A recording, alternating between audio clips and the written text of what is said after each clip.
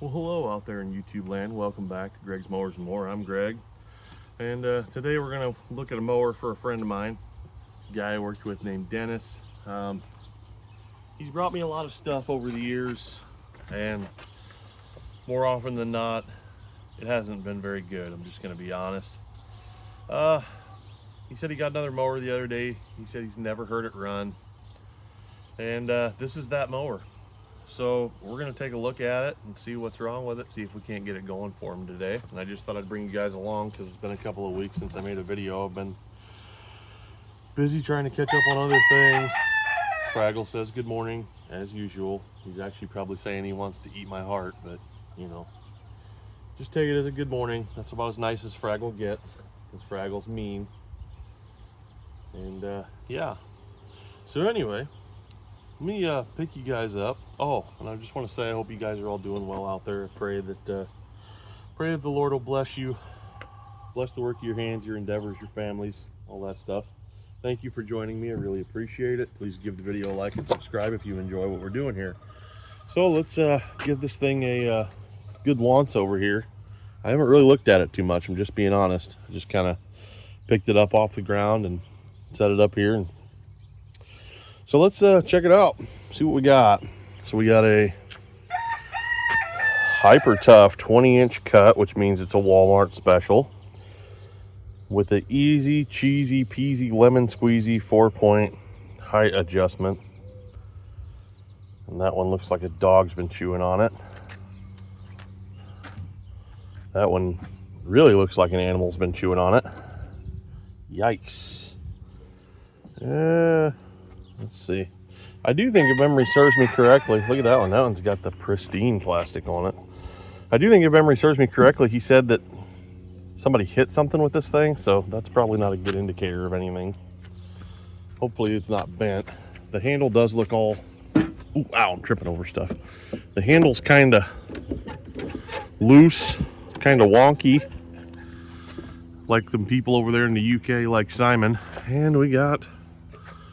Look at this monstrosity for our start-stop cable. That's not going to do anything. Okay. So we've already got a couple of problems first thing in. So that's... Oh, and we got another problem right here. Look at this. Yeah. This is not going to do anything. That's definitely going to cause it to not start. If we can't pull the lever back enough for it to disengage the grounding of the coil. So, I mean, that's something. Let's see if it's got any engine oil in it. There's a little yellow plug right here. I'm sure there is, but you never want to make that assumption. Oh yeah, I got oil, nice and clean. Smells a little like gasoline, but not awful. These little Briggs engines are pretty good, other than the plastic carburetor, and they seem to bend the crankshaft very easily. Sad almost how easy it is for them to bend the crankshaft. And that's not wanting to go back in there, right? I do want to apologize for all the there it went, for all the background noise this morning. I have chickens.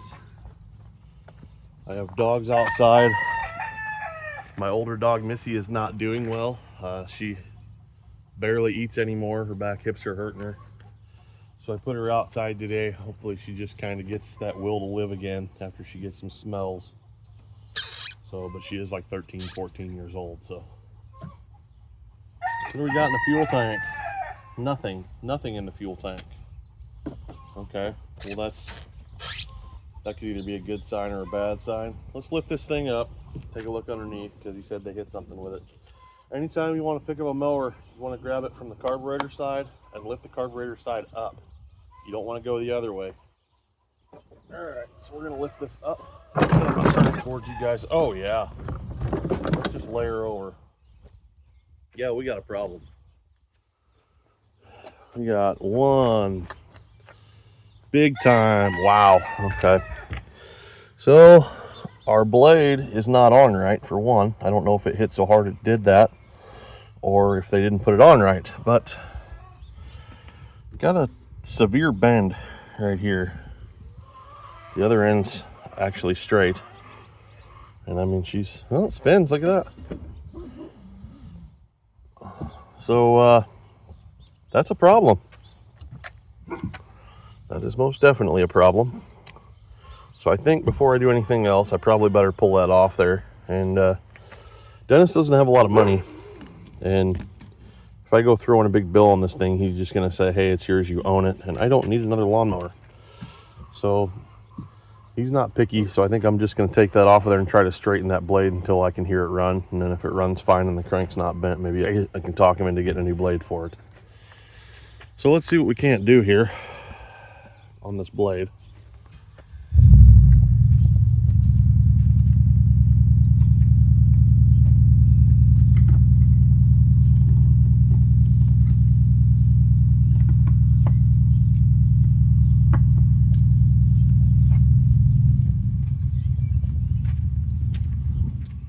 Yeah, I would definitely say somebody whacked that pretty hard,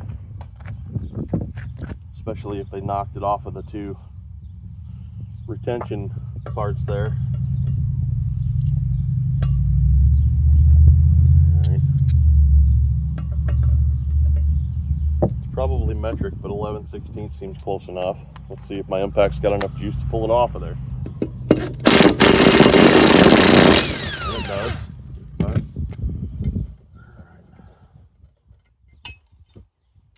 Oh, look at that. They got landscape fabric wrapped around there too. Somebody was obviously beating this mower pretty badly. So there we go, some more fluff for a bird's nest. All right, I am going to have to probably go take this over and set it down on the concrete, straighten her out. And once I do that, we'll come back. I might walk around and see if I actually have a halfway decent blade that'll work on this. I don't know if I do or not, but we'll come back. All right, so I kind of had a thought while I'm here that maybe I can check this crank for straightness, at least as best I am able how to. I'm gonna pull the spark plug out so this thing will wheel over real easy. And then I'm gonna try and take my magnet, clip it onto the deck, hold it about even with the center of that bolt maybe, and spin her around a couple of times, try and look and just see if I can kind of see that walking. So let me pop the plug out of this thing real quick and take a look at the spark plug too, because I don't want to have it get like hydrolocked with oil or anything.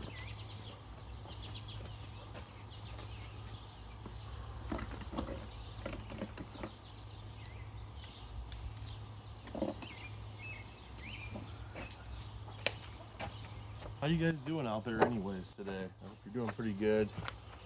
I was reading comments last night. I hadn't got much of a chance to read comments for probably at least a week or two. And one of the guys we've been praying for, he's dealing with the big cancer word. Said he had to stop one of his treatments. And well, that's a scary thing for somebody that's, what is up with that? Neither one of my spark plugs are fitting that? That's not right on this. But anyway,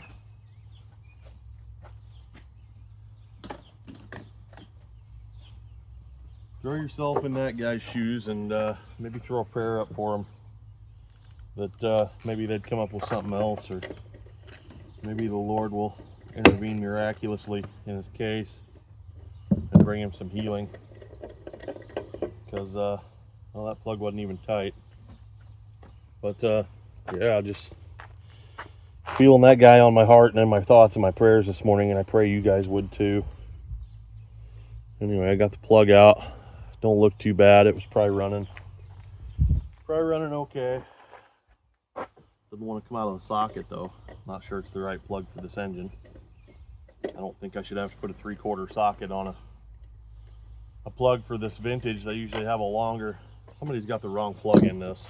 This is one of the newer Briggs engines. They should have a longer snout on this plug. This is an old one. This is an old style flathead plug. It's the wrong one to be in there. I may have one I can slap in there, but for now we'll just take it out and keep doing what we're doing. Yeah, I've lost some loved ones to cancer in my lifetime, and it's one of those things I just wish it didn't exist, to be honest with you. I really feel for that guy. That's a horrible, horrible thing to have to deal with and have to hear, have to get that kind of news. All right, let's see what we can see here. If I can do it without it. It's pretty true, actually. Doesn't look too bad to me at all. Let me know if you guys see something different than me, but look fairly straight. I mean, I've seen them where they dance all over creation.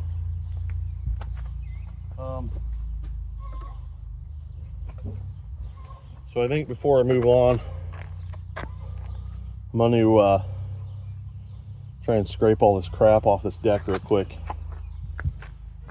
I mean, that's the proper thing to do anyway. When you got them flipped over, just take all the crap out of the deck. Then I'll see what I can't do about that blade, and we'll keep going. Well, I got scraping, and I thought maybe I actually should show this because some people may not know. But when you mow your grass and it's still kind of wet, and you mow over dog poop and all that, this stuff forms like concrete under here. Like that chunk right there, those chunks right there. It's like big chunks of concrete. And they can build up and they can fall down and whack your blade and put dings in it. It's just not good.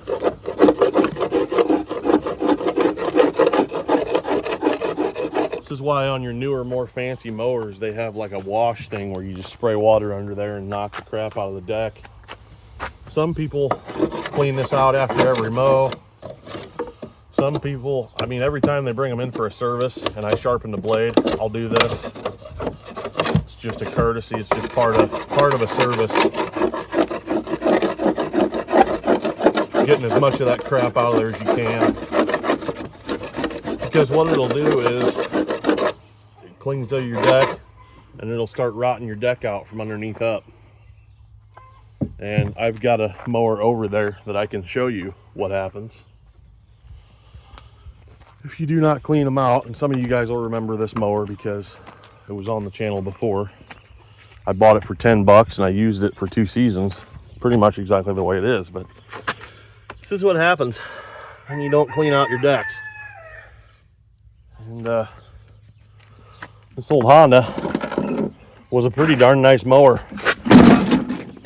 before the front end totally rotted off of it. So yeah, that's what happens when you don't clean out underneath your deck. All right, I got that deck all cleaned up. I got the blade bashed back as straight as I'm going to be able to get it. It's not perfect, and no, I don't recommend doing this because anytime metal gets fatigued like that and you move it back, you cause a weak point in it. And I went ahead and ran the grinder on it, sharpened it up a little bit. Balance isn't going to matter. It's going to shake no matter what because it's not going to be perfectly straight. And I wanted to show you guys this. You can literally see on here where it spun on the blade adapter, where it came off here. Remember how it was sitting like this? So I'm going to recommend to him, if this does run fine, I'm going to recommend a new blade adapter and a new blade. Because once these blades spin like that on there, it kind of creates a war spot or a ramp on that blade adapter. And this thing was probably very, very difficult to pull over after it did this. The flywheel key could be sheared on it, which will also cause it to not start or could cause it to backfire. So we're going to try to throw it back together, see what it does. Put it back on the blade adapter. As you can see, it's not really wanting to fit on the blade adapter correctly anyway. So that's going to be a challenge in and of itself. Because the center section here is still bent. I may have to go try to straighten that up a little more. But yeah, it's literally bowed in the center because it should fit on there flat. And it's not at all. So let me go see what I can do about that. All right, so I got it a little better. Still not very good, as you can see. It's not in there all the way. And anytime they whack something with it, it's just going to want to spin off. It's good enough to try to get it running though, see what kind of condition the engine's in. So that's mainly what I'm concerned about. If we got a good engine, crankshaft straight, if it'll run good, then I think it's probably worth putting a blade and a blade adapter on it, but that's going to be up to the customer, not me. I'm just doing this to try to help out a guy at work and trying to show you guys some things along the way.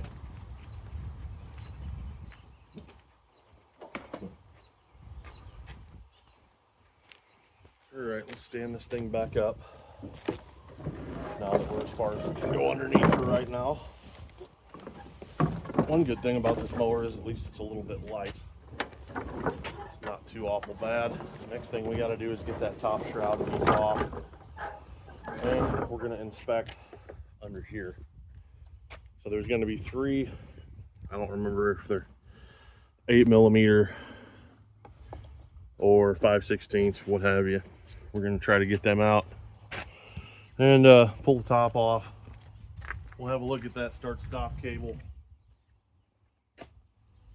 and maybe we'll check the flywheel key. We might just shoot for the moon and see where it goes.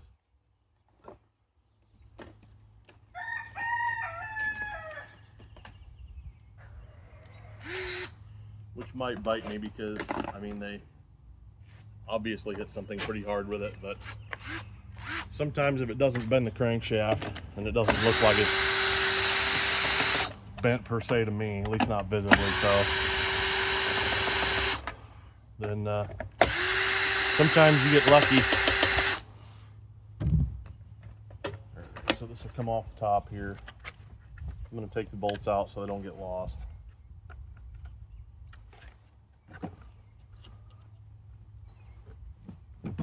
Go. Set these over here for now. Okay.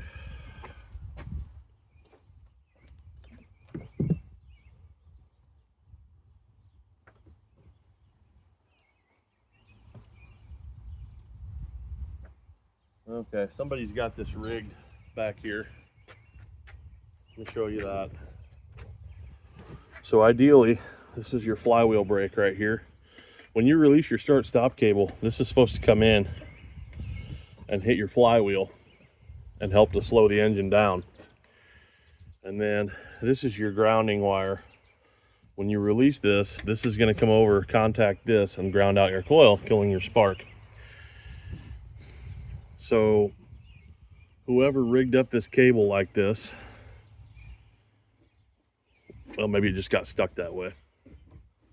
Yeah, it seems like it just got stuck that way maybe, because that should ground out. And it's not even touching, so that's not going to ground out. But whoever did that, let's pull it again. Okay, it does pull. So now we should have spark. And I can check that since the plug's out. I'm just going to get a socket put on here. We'll put the plug back in it. Let me see if I got a better plug. One that'll actually fit this engine. And then we'll come back. All right, we're back. I did find a different plug. The top part's missing off of it though, but it should be the right length. We're gonna check to see if we got spark. I got my drill up here. We're gonna spin it over, see if it sparks.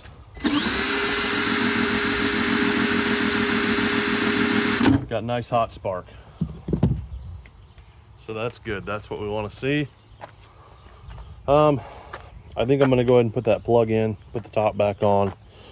We'll hit it with a shot of carb cleaner and see if it barks off. And then, anyway, I'll bring you guys back once we get this thing ready to bark off. I'm not trying to make you guys like a 3-hour video today. All right, so I'm forgetting things. Before I put that top back on, I want to lube that start-stop right there. I know that cable needs replaced, but I want to spray around this bolt right here and just try and see if it won't start springing back on its own, I guess. It's not going to.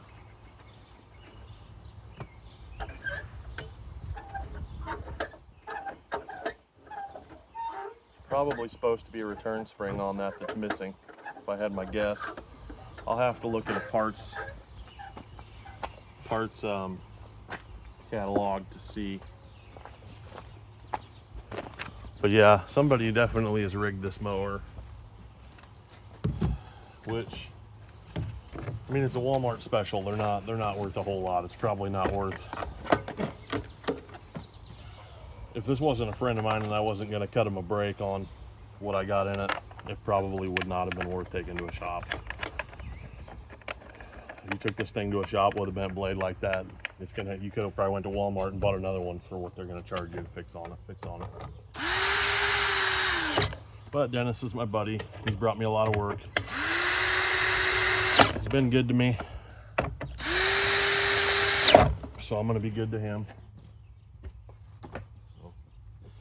All right, now we're gonna pull this plastic cover, which this is the most common piece I see broken on these engines, is right here.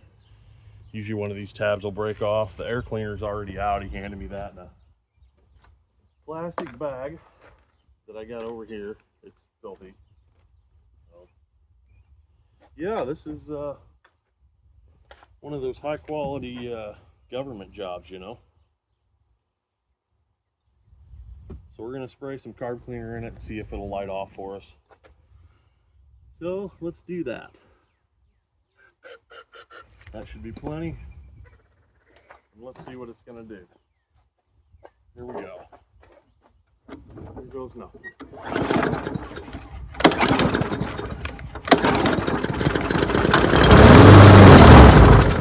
Okay. So it will start, it will run. It's definitely going to shake, but that's to be expected.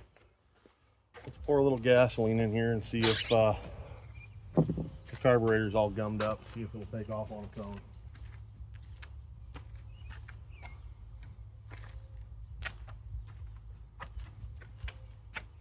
I may actually have a cable over there. That one off that Honda might work. I don't know.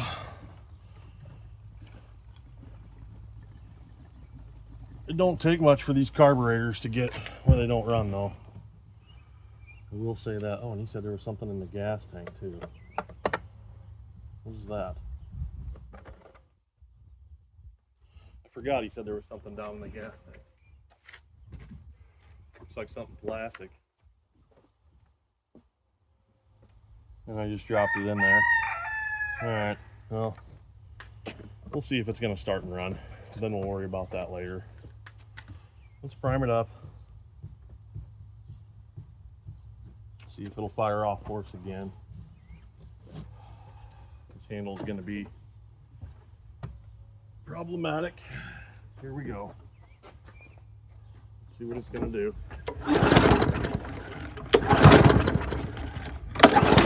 Primer actually is not working.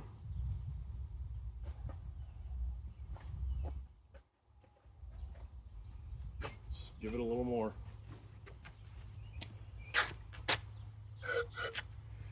Alrighty.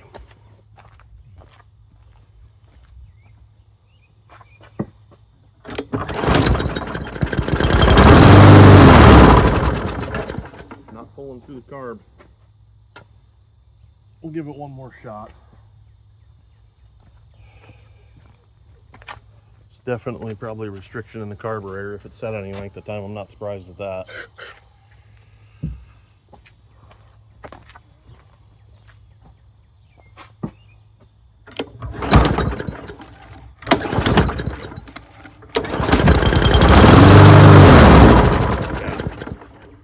Okay, carburetor time.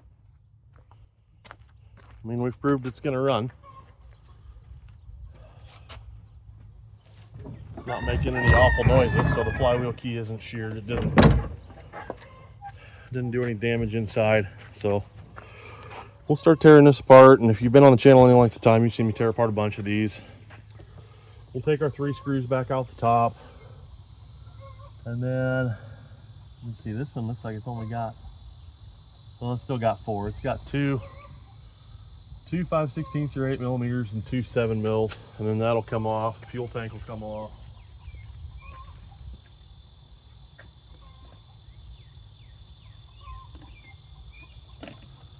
question is do I still have a... There we go.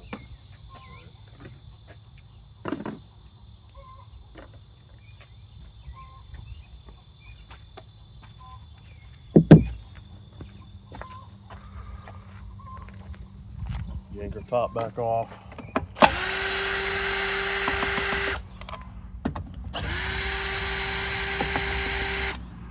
If you've got one of these that you already know runs, and you could have just went straight for the carburetor when you had the top off.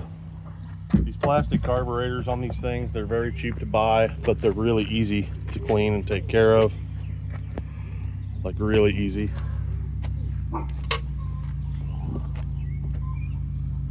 Pop these two 7s out here.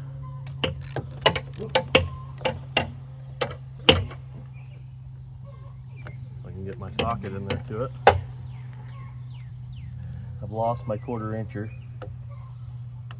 somewhere.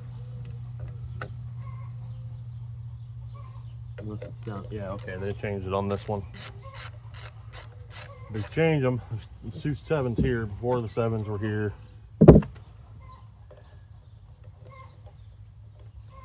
They like to make little minute changes here and there. I don't know why.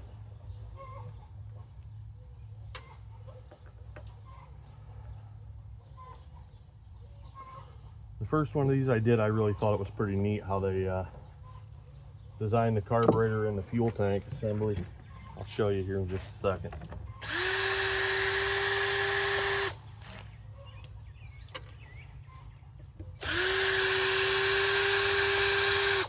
Go. So now this plastic piece with your primer is going to come off. You got to get it around this little tube here, like that. Pull it out of the vent tube, and then check this out. Let me show you. So your fuel tank just sits up here in these slots like this, and your carburetor will just pull off. The whole thing will just pull off in one shot. So check it out. Pull your fuel tank up, pull it forward, twist the carburetor a little bit. It'll come out. You can twist the carburetor, pull your governor linkage off, and that whole thing just comes out in one big shot like that. So I'm gonna go take care of this gasoline and dump it out, and then we'll be back to disassemble the carburetor and take a look and see what that thing was in the fuel tank. Okay, got the fuel tank mostly drained out. I'm gonna separate it from the carburetor. They just got spring clamps on them. Pop your spring clamp off, kind of put a little pressure on your hose, spin that a little bit, and it should come off of there. Maybe if we're... Oh yeah, she was on there. Okay, there we go. All right, and then you got 2 screws on the bottom there. I believe those are 7s on the bottom of your bowl. I'm gonna pop those out. What year was this? 2019. I'm still leaking a little bit of gas there. I didn't get it all out. So pop out your 2 7mm screws on the bottom of your bowl. And get yourself a tiny little flat blade screwdriver. That's going to be your best friend on this job.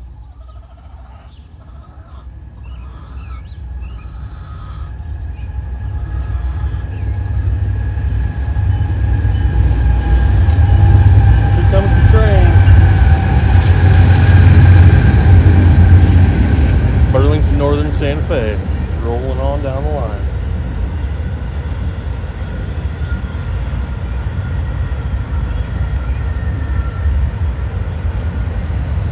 At least we know we got some fuel down in the bowl on it, because it's leaking out the side of the carburetor now. So it's probably just the jet pack in here. I'll show you in a minute. It's plugged.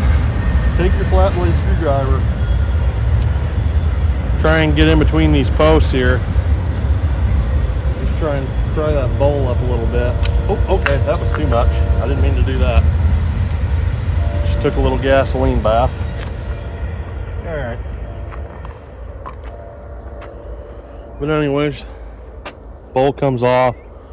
I can see it's got all kinds of little ethanol BBs formed in there. I'm gonna have to go find something to wipe my hands on. Just got dirt all over them. Can't have dirt. Clean the carburetor. All right. Now we're back. we can get into the meat and potatoes of this carburetor. So this is your float. There's a pin here that holds in your float, which holds in your needle valve. It goes down into your seat. So just take your screwdriver, get it under that pin, and just gently pry it up that way. And you should be able to pry the other side out too, just like that. And then that'll come out. All right, set it to the side. There's your needle valve. Inspect the tip of that. Make sure there's no damage to it. Make sure it's still nice and supple. This one is. Set that in your float so you don't lose it. And then this is the part that most people don't understand. This is why when most people try to tear apart a carburetor, it doesn't work. It does the same thing after they're done. This is your jet pack. Take your screwdriver. Remember I said your screwdriver is going to be your best friend. Get in between the black plastic and the white plastic, but be careful. Don't try to break it. You should be able to. Get down in there, pop that jet pack up, just like so. This is where all your jets are at. Okay, there's a jet there that you can kind of see through. There's an orifice here, and then a little tiny one right here. This is the one that sprays your fuel up. So we're gonna blow through all these, clean these out, clean that bowl out real well, put it back together, and then it should run.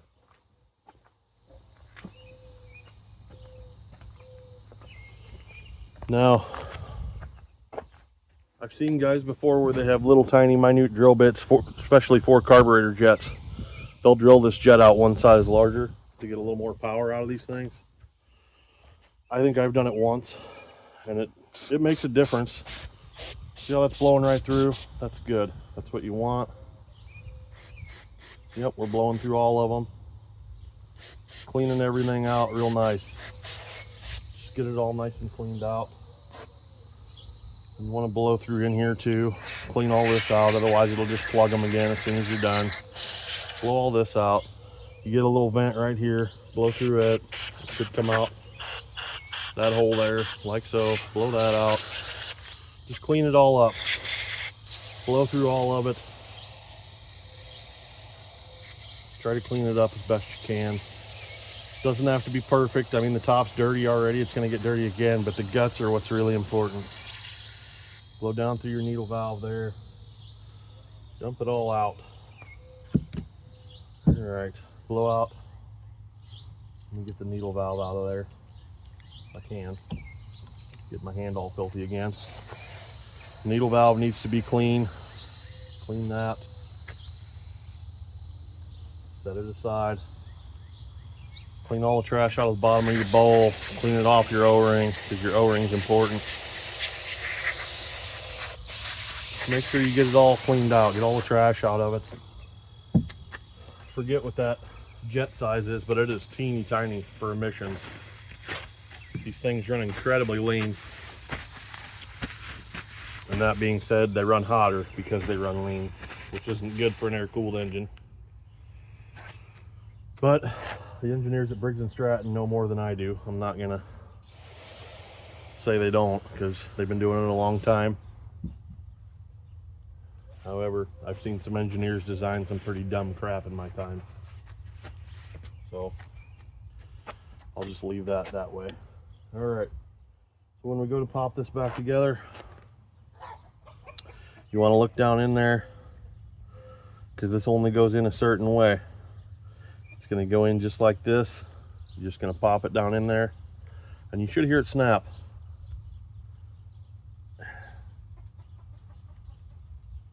And then you should try to pull back out on it, and it won't pull out. That's how you know you got it in there right. All right, next thing is we're going to have to assemble our needle valve back into our float assembly. There's a slot in the bottom of your float that just fits in, and then that will hang like so. Bring it on down. Oop, it just fell off again. This is kind of tricky.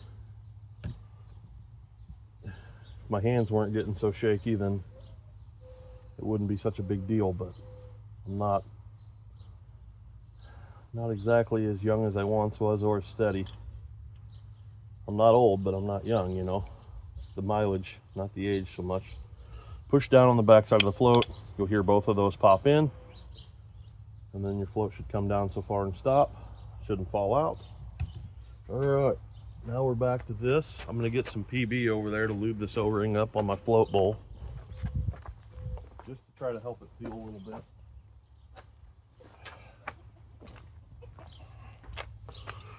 And you will notice in the bottom of that bowl right there, there is a sump where that tiny jet goes into. That's why that's the first thing to plug.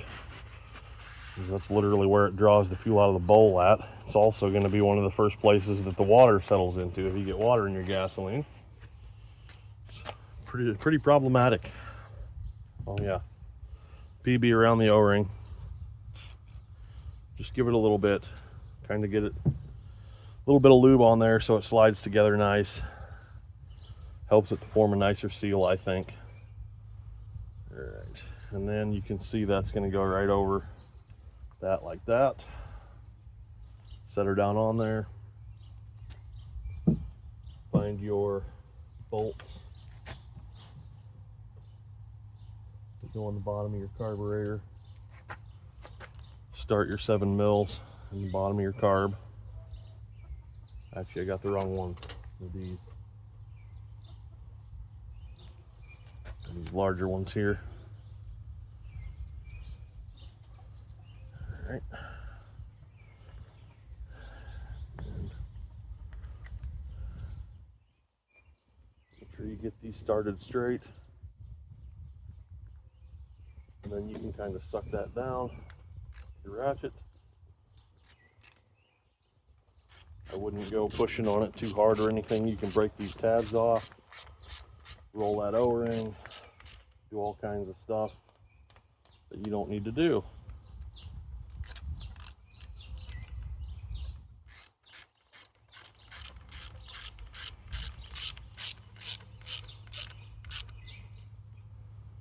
This one's not going down quite right. I'm going to try to set it down on there. And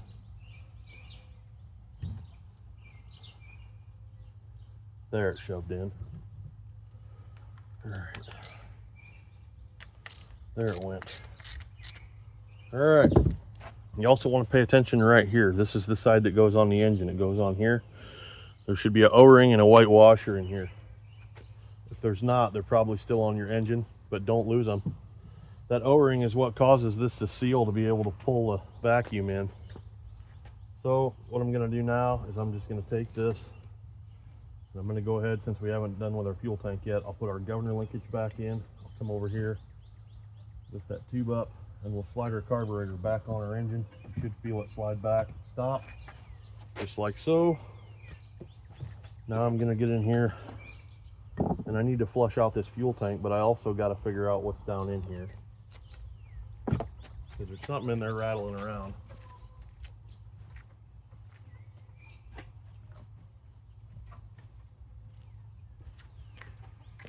And we don't just want to, I mean, I guess I kind of already did flush it out, but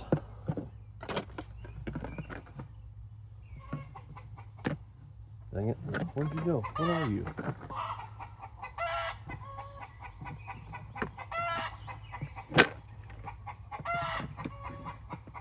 What the heck is that?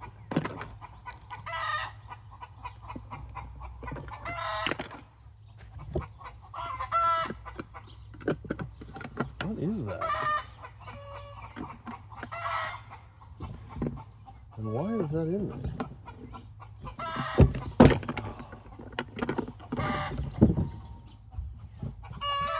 I don't know what's going on here, but I don't like it.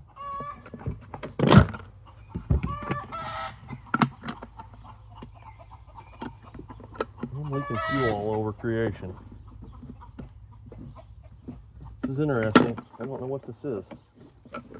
I've never seen one in one of these tanks like this before. At least not rattling around. I don't know what's going on here. I can see a bottom part to it, but it doesn't want to come out. Weird. And the sunshine's kind of glaring right down in there.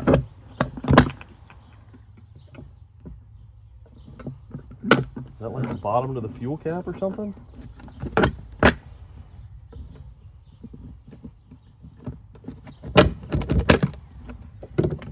bet that's what that was the bottom of the fuel cap. Will it pop back in there?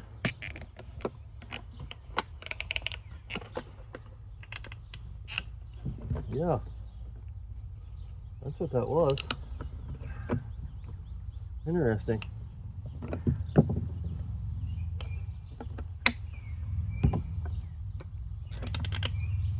Okay.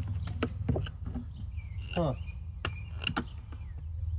Sorry guys, I know you probably can't see what I'm doing here. I'm trying to get this to go back in the fuel cap, because that's what holds the fuel cap from falling off, and somehow it fell down in the bottom of the tank. Interesting stuff. Never seen one like that before.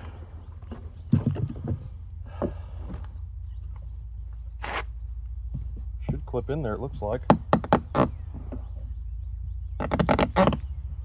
There. Oh, nope, it came back out. Huh.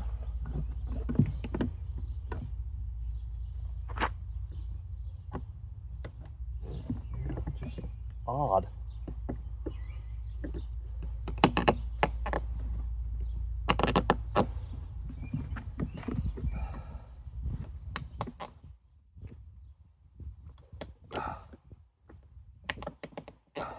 Okay.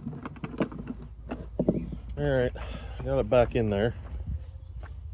Good as I can anyway.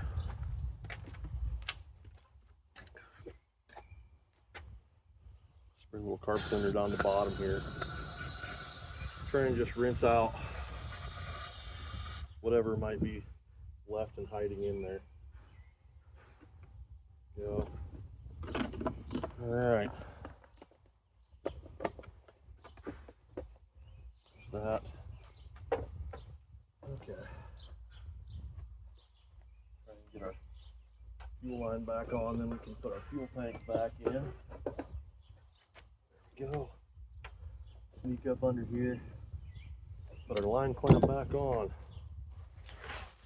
Alright, we're moving and shaking now. So this goes in your vent tube. This goes over your carburetor. This goes behind the tank vent.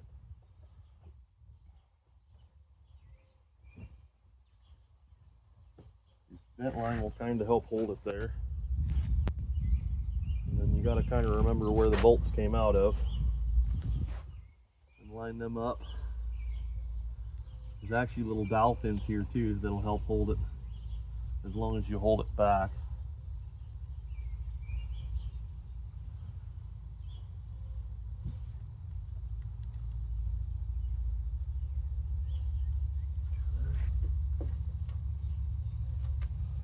Don't forget this one goes way out here on the outside of your air box there. This one goes right in here. There we go. Tighten those down. Uh-oh, neighbor Mark's coming by. I'm gonna have to shut you guys off. I know he's gonna stop. Yeah, let me shut you guys down and go talk to neighbor Mark for a minute. Alright, neighbor Mark went on down the road. Stopped and asked me a mower question. Gave him some scrap metal real quick. Let's finish this up so we can get going on about our day. I still got to mow. Fix my weed eater that needs a new primer bulb. Never ending, guys. It never ends. But you guys know that already, don't you? Alright, carburetor's all bolted back down. Let's put our top shielding back on. I want to go ahead and lubricate the prawls in here while I got it apart. Oh, that's carb cleaner, that's not lubricant. Not thinking. But yeah, I like to, okay. My PB cans, okay. I'm just knocking stuff everywhere at this point. Got too much going on in my head. Anyways, I like to lubricate those prawls. So, do that. Let's stuff that back on the top. Put our screws back in it again for the second time.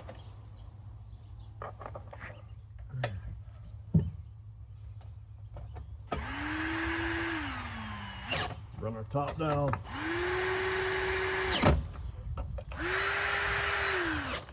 Verify it full, and it does. Okay, I'm going to put the air cleaner and the lid back in it. And then we're going to see if we indeed fixed anything at all. And I really hope that we did. Put our nasty air cleaner back in it. Alright, that's snapped back on. Get all our tools out of the way so we're not playing whack-a-mole with our blade and our tools.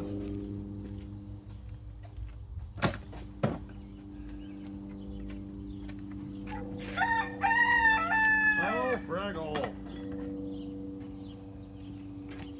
Oh, what a rooster. Okay. Alright.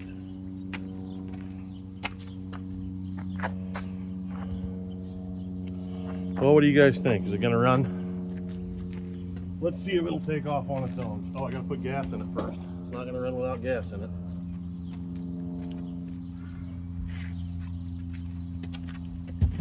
Sorry guys, getting a little jumbled thinking about all the other things I need to do today. Alright. Let's give her a healthy dose of some gasoline here.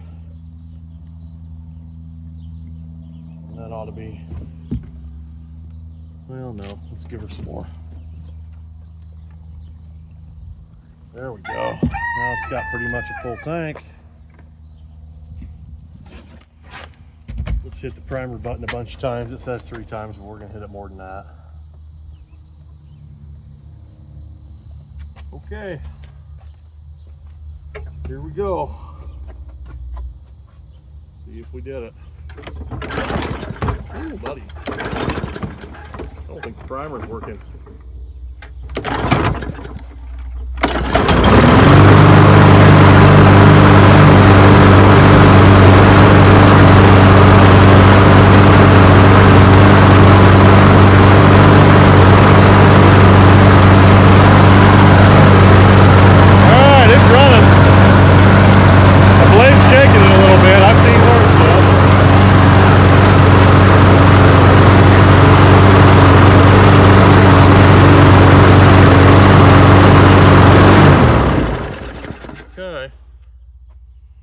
It runs.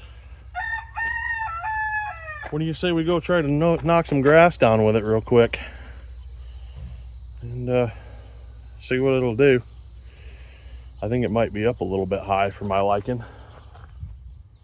Let's adjust her down some, huh? With these easy adjusters. Well, that one was easy. The easy adjusters the dog chewed on.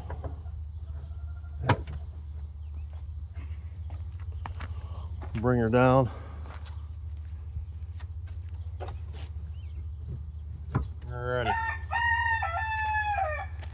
See you guys over by the peach trees and we'll see what it won't do.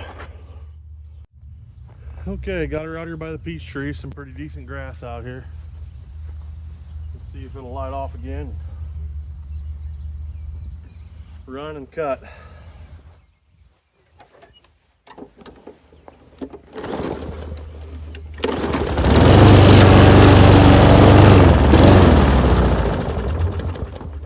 New.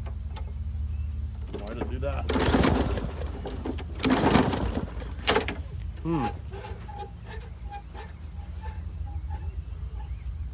Plug wire come off.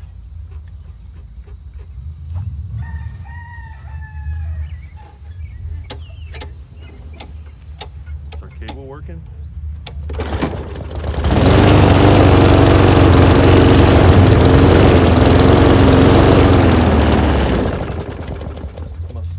Trash in the tank. There was some in my gas can.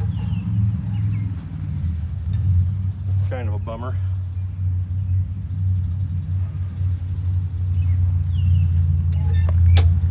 Huh.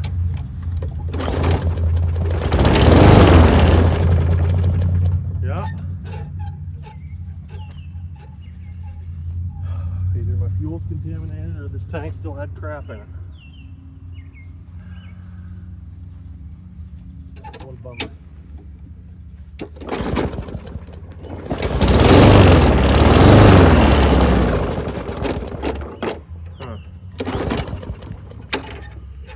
Okay.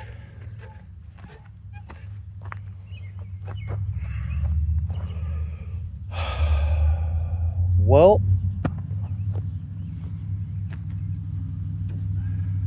that's kind of a bummer. I really don't have time to do the carburetor on it again right now. Got a lot of other things to do, but at least I know where I stand with it. I know it's going to run. I know when it runs it's going to mow, but it needs a blade and a blade adapter. Carburetor needs cleaned. It needs a new cable. Maybe a spring. Alright. Well, at least I can say I got it diagnosed and figured out everything it needs so I can get a bill together. And then if he wants to do it, we'll do it. If not, well, it'll either get fixed or used for parts. I don't know. But a little disappointed. I thought it would have been longer than that, but it wasn't. Neighbor down there revving up his hot rod Chevy. But yeah, guys, I'm kind of sad to have to leave it there, but that's kind of where I got to leave it. I got more responsibilities to take care of. I got grass around here that's 6 inches tall, peaches falling off the tree that need picked. I can't afford to waste any more time on this. I'm sorry to leave you there. I know it's kind of disappointing, but at least if you're watching this, I did kind of get to show you how to go through one. You know, if it's bent like that, show you some things to look for that it might need. Show you how much work it is to kind of go through one and try and get one running when it's unknown. He said he'd never heard it ran, so at least now we know it runs. So we'll see if he wants to throw anything more at it or not. But anyways, like I said in the beginning of the video, that one guy that's going through cancer and they took him off his treatments, please say some prayers for him, because I don't think he's quite ready to go yet. And that's some hard news for anybody to get. If it was you or a member of your family, I'm sure you'd want somebody praying for you. So do unto others as you would have them do to you. Love the Lord your God with all your heart, with all your soul, with all your might, and love your neighbor as yourself. Jesus said on these two, hang all the law and the prophets. And the Bible says that you'll know the disciples of Jesus by their love. Love for one another, not love for self. So, I mean, I know we all love mechanical machines and messing with stuff and things like that. And carburetors, flywheels, mower blades, anything with wheels and tires or an engine. You know, you guys love it and I love it. But really, the people out there that have a heartbeat, that have purpose, that, you know, that God created literally from his own blood, the word Adam or Adam in Hebrew. The word dam in Hebrew means blood. God literally took the minutest particle of his blood and created man out of that and breathed the breath of life into his nostrils, is what the book of Genesis says if you actually take the time to break it down in the Hebrew words and understand it. Pretty beautiful when you think about it. He created us in his image. Basically, we are a walking, talking duplicate in the image of God. So the next time you're angry with somebody or quarreling with a brother, remember that. Remember they're made in the exact likeness and image of the Creator, and so are you. Maybe then your differences won't seem so far apart like the world likes to make them with, you know, this group of people over here and that group of people over there, and this skin color here and that skin color there, and this religion, that religion. Yeah, when you really break it down, it really becomes quite simple. All those other things fall away. The Apostle Paul said that we see through a glass dimly. You know, we got these blinders on our eyes that don't enable us to see things clearly. And that's why as we go through life, we need to lean more on God, lean more on Jesus Christ, for our Lord and Savior, whose blood washed away the sins of all mankind on the cross. He literally gave his life for ours. Greater gift has no man than to lay his life down for his friends. So then the question becomes, do you want to be a friend of God or do you want to be an enemy of God? If you're an enemy of God or an atheist or any of those people like that, you're literally setting yourself against the Creator that not only created you, but then after you fell from grace by sinning, he came as a man, died on a cross, and bought you back by his blood. It's all about the blood. Just remember that. So that's enough rambling for today. I thank you guys so much for watching, for hanging out with me. I pray that you have a great and wonderful day. God bless you.